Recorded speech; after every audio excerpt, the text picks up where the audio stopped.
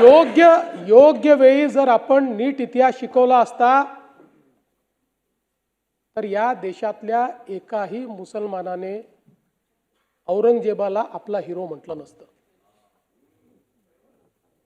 पण आपण खरा इतिहास काय आहे तो कधी शिकवलाच नाही आणि म्हणून मला त्याच्याकडे जायचं नाही। आपण पुन्हा $1 ट्रिलियन इकॉनॉमीकडे येऊ परत।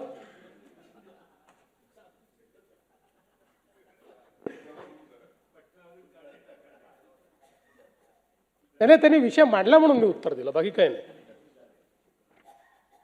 असं आहे, तुम्हाला एक गोष्ट सांगतो की या देशामध्ये अनेक राष्ट्रभक्त मुसलमान आहेत आणि त्यांच्याबद्दल आमचा कुठला आक्षेपच नाही आहे, बिलकुल नाही आहे।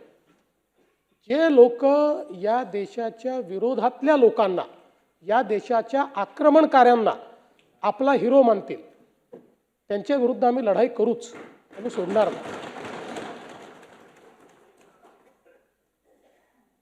आणि म्हणून आज आपण जर महाराष्ट्राचा विचार केला तर महाराष्ट्र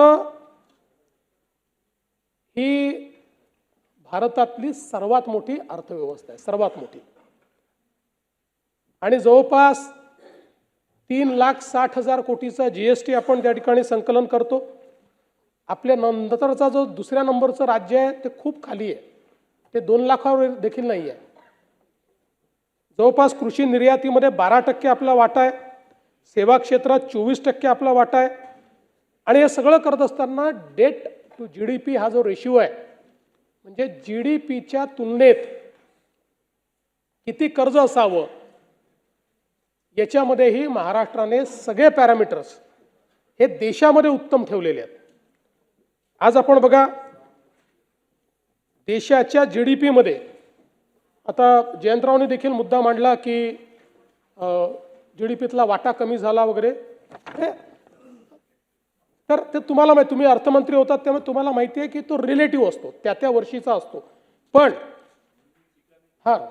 मी तुम्हाला सांगतो, म्हणजे नाही, पण तुम्हाला असं आहे की राज्यातल्या अर्थव्यवस्था समजणाऱ्या एका नेत्याला नीट आकडेवारी पण सांगणं हे माझं कर्तव्य आहे की नाही। म्हणजे तुम्ही पुढच्या वेळेस नीट आकडेवारी सांगाल तर 2021-22 मध्ये देशाच्या जीडीपी मध्ये आपली हिस्सेदारी 13.1% होती, ती 23-24 मध्ये 13.5% झाली, 24-25 मध्ये ती 13.8% झाली आणि आता 14% जवळपास ती राहील असा आपला प्राथमिक अंदाज आहे।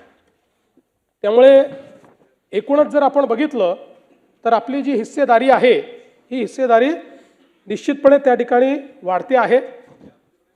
आणि आज अर्थव्यवस्था जेव्हा देशाची विस्तारित होते तेव्हा आपण हे देखील लक्षात घेतलं पाहिजे की पूर्वी इंडस्ट्रियल राज्य ही 4 होती, आता 10च्या वर झालेली आहे।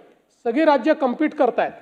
अशाही परिस्थितीमध्ये आपला जीडीपी वाढतो आहे, जीडीपीतला आपला वाटा हा सातत्याने वाढतोय, हे देखील अत्यंत महत्त्वाचं आहे।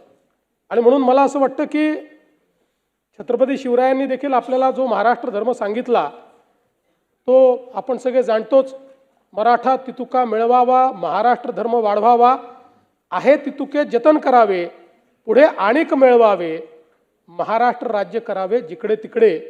अशा पद्धतीनं सगळ्या क्षेत्रांमध्ये महाराष्ट्राला पुढे नेण्याचा प्रयत्न आपण चाललो।